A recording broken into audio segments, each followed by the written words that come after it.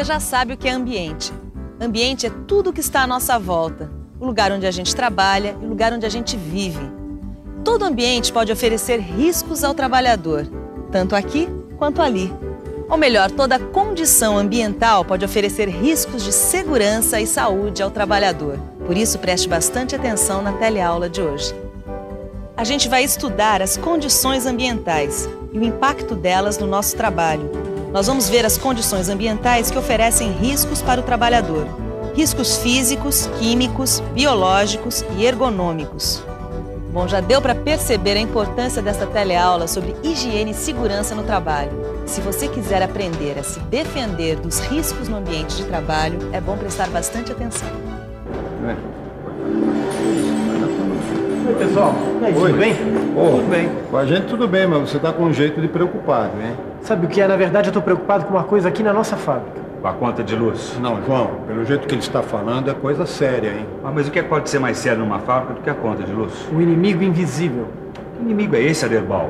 Só pode ser imposto de renda. Não é nada disso. Olha, toda empresa tem 1, 2, 3 ou mais inimigos invisíveis. O inimigo invisível pode ser a radiação, pode ser um produto químico ou qualquer outro fator ambiental que nossos sentidos não captam. Você então deu um exemplo de um fator ambiental que nós não estamos captando aqui na fábrica, né?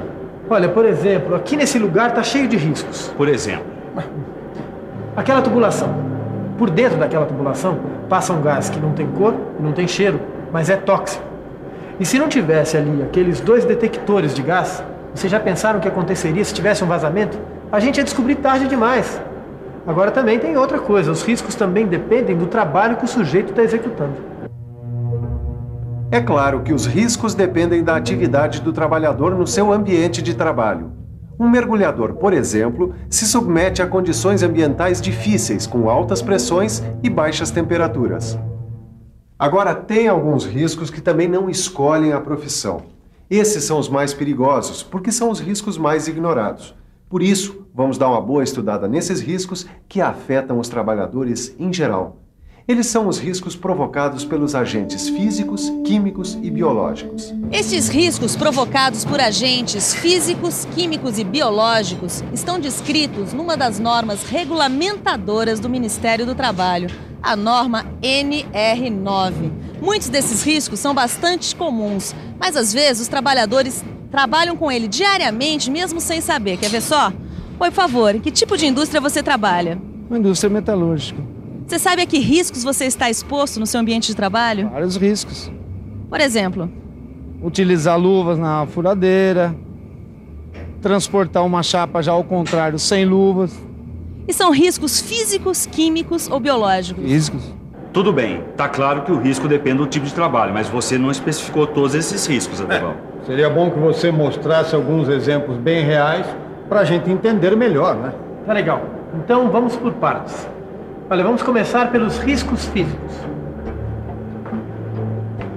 Quando as condições físicas do ambiente de trabalho são mais difíceis, como, por exemplo, quando a temperatura é muito alta ou muito baixa, ou o ruído é excessivo, o trabalhador cansa mais, se irrita mais e produz menos, e ainda se expõe mais facilmente ao acidente ou à doença do trabalho. Olha, quer dizer, nesse caso, os fatores físicos estão influenciando negativamente o ambiente. O desempenho do trabalhador vai ser prejudicado.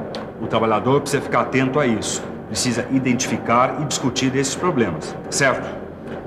Pense no que acontece no seu ambiente de trabalho e fale com os seus colegas e com os responsáveis pela empresa.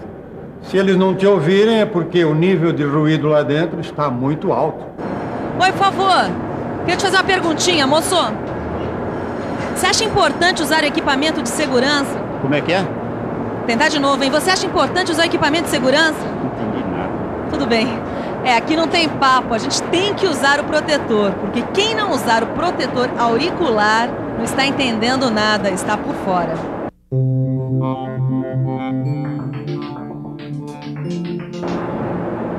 O ruído no trabalho pode ser medido com um aparelho que todo mundo conhece pelo nome de decibelímetro. O Ministério do Trabalho estabelece uma norma que diz que para uma jornada de 8 horas de trabalho, o limite máximo tolerável é de 85 decibéis. Para você ter uma ideia, o ruído emitido por uma britadeira equivale a 100 decibéis. O som e o ruído entram pelo ouvido e chegam até aqui, ó, no cérebro.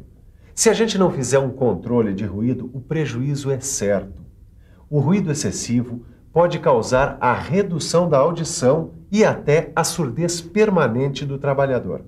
Olha, agora, o ruído excessivo não é o único risco físico, não. Tem muitos outros riscos por aí. Como o calor, por exemplo. Mais exatamente a temperatura, porque o frio também entra na jogada. Exatamente. Tanto o calor como o frio em excesso podem ser péssimos para a saúde. Olha, e vocês sabem, hein? Tem muitos trabalhos que são realizados nessas condições. Quem trabalha com fornos ou com maçarico sabe do que eu estou falando. A temperatura ideal para o trabalho deve ser entre os 21 e os 26 graus Celsius. A umidade relativa do ar entre 55% e 65%. E de preferência o ambiente não deve ter vento. Agora, quem trabalha na indústria de alimentos deve conhecer bem esse cenário. A câmara frigorífica. A temperatura aqui vai abaixo de zero e o pessoal precisa mesmo se cuidar para não prejudicar a saúde. Mas ainda tem mais riscos físicos para a saúde do trabalhador, além desses aí, não tem? O pior é que tem, viu? Eu sei que quem trabalha exposto à radiação também tem que tomar uma série de precauções. É verdade. Quem trabalha com solda elétrica enfrenta esses problemas.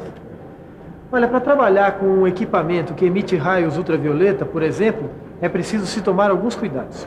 Veja o pessoal que trabalha com solda elétrica, com metais ou vidros incandescentes, em fornos, fornalhas e em processos de secagem de tinta. Em todas essas situações, o trabalhador está exposto aos raios infravermelhos e ultravioleta. E se o trabalhador não estiver protegido, pode ter um problema de saúde bem sério. Agora, além dos raios infravermelhos e ultravioleta, existem outros tipos de radiação que podem prejudicar o trabalhador. Outro tipo de radiação que oferece riscos são as micro-ondas. O pessoal que trabalha em radares de aeroportos e em empresas de rádio e televisão está exposto às micro-ondas. Tem ainda o raio laser, que é usado no corte em metalúrgicas. E as radiações ionizantes, que são os raios-x, gama e beta. O raio-x é usado em metalurgia industrial e os raios gama para analisar soldagem em tubos metálicos. Quando você vir este símbolo aqui, cuidado. Ele indica a presença de material radioativo. Não se aproxime e nem toque. E se você vir algum material com este símbolo abandonado ou mesmo mal acondicionado, avise as autoridades. Bom, Aderbal, chega de riscos físicos, não chega? Eu acho que sim. Mas agora vamos falar de riscos químicos também. As substâncias químicas usadas pela indústria podem ser lançadas no ambiente de trabalho. E aí, o perigo vai para o trabalhador. As substâncias químicas, no estado sólido, como a poeira mineral, no estado gasoso, como gás combustível, e no estado líquido, como as tintas lançadas por spray, podem penetrar no corpo do trabalhador de diversas maneiras. Olha só. O aparelho respiratório é a principal porta de entrada dos agentes químicos no corpo do trabalhador. Se ele respira um produto químico sob a forma sólida ou líquida, esse produto fica retido no pulmão e acaba provocando uma doença pulmonar. Agora, se ele inspirar um agente químico na forma de gás, o problema é maior ainda, porque esse gás atravessa os pulmões. Ele entra na corrente sanguínea e atinge vários outros órgãos, podendo causar uma infinidade de problemas. O aparelho digestivo também pode ser a vítima de um produto químico. Se o trabalhador come ou bebe com as mãos sujas, pode engolir as substâncias químicas junto, que vão atingir o estômago e o intestino. A pele também pode ser a porta de entrada, especialmente se o trabalhador estiver sem luvas e manusear um produto químico. A pele pode absorver este produto e desenvolver uma das muitas doenças dermatológicas. E ainda tem os olhos. Alguns produtos que ficam no ar causam irritação nos olhos e também podem prejudicar a visão do trabalhador.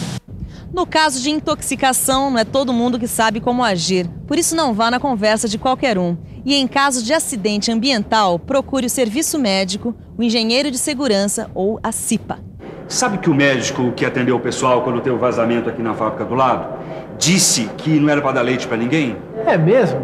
Eu sempre pensei que o leite fosse um desintoxicante. Não, viu, Aderbal? O leite é um alimento, vai para o estômago. Enquanto que as substâncias químicas, na maioria dos casos, vai para o pulmão. Por isso que o leite não é considerado um desintoxicante. Bom, a gente não viu tudo ainda sobre a matéria. É mesmo. Agora vamos dar uma conferida nos riscos biológicos. Os agentes biológicos também podem causar prejuízo no ambiente do trabalhador. Os micro-organismos que aparecem, sobretudo nos hospitais, laboratórios ou na indústria do couro, podem penetrar no corpo do trabalhador e causar doenças profissionais. Claro que a melhor maneira de evitar essas doenças é manter o ambiente de trabalho rigorosamente limpo e higienizado, e a roupa do trabalhador também deve estar impecável. Os processos de esterilização nestes locais servem para eliminar esses micro-organismos. E alguns equipamentos para evitar contato direto, como máscaras, óculos e luvas, também são necessários. Mas tem mais um tipo de risco que a gente ainda não estudou: o risco ergonômico. Já ouviu falar? Ô, Aderbal, você já ouviu falar em risco ergonômico? Será que tem alguma coisa a ver com risco econômico? Não tem nada a ver, olha. Risco ergonômico tem a ver com a adaptação do ambiente de trabalho ao homem. Se o cara não trabalha de maneira confortável, com certeza ele vai ter problemas de saúde. Agora, a ergonomia serve justamente para facilitar a vida do trabalhador, para buscar um ajuste perfeito entre ele e o seu ambiente de trabalho, para que o esforço excessivo não prejudique a sua saúde e para que ele não carregue peso em posições incorretas e para que ele também não tenha de se submeter a um trabalho estressante e improdutivo. Como você está vendo, ergonomia é um assunto muito interessante e que pode livrar você de uma série de doenças musculares, como a tendinite, a bursite. Mas esse é um assunto que você vai verificar depois, no seu livro. Agora, meu chapa, preste atenção na revisão. E atenção, se liga aí que é hora da revisão. Na nossa teleaula de hoje, a gente estudou as condições ambientais e sua influência sobre a saúde do trabalhador. Você viu que os riscos podem ser físicos, químicos, biológicos ou ainda ergonômicos. Bom, eu já disse que a gente ia ver um monte de coisas importantes sobre as condições ambientais, não disse? Agora é com você. Pegue seu livro de estudos e faça os exercícios. E aproveite para conversar com as pessoas sobre a melhor maneira de prevenir as doenças e os acidentes decorrentes das condições ambientais.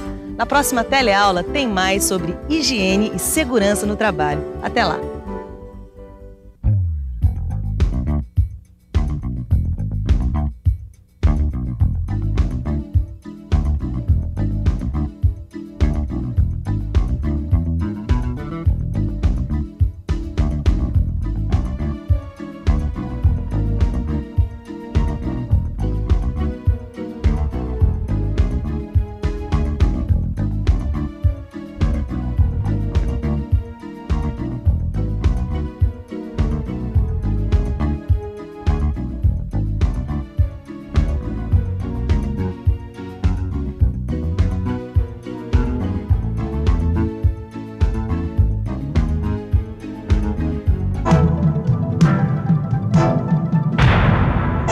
Telecurso 2000, um programa de educação do Sistema Fiesp e da Fundação Roberto Marinho.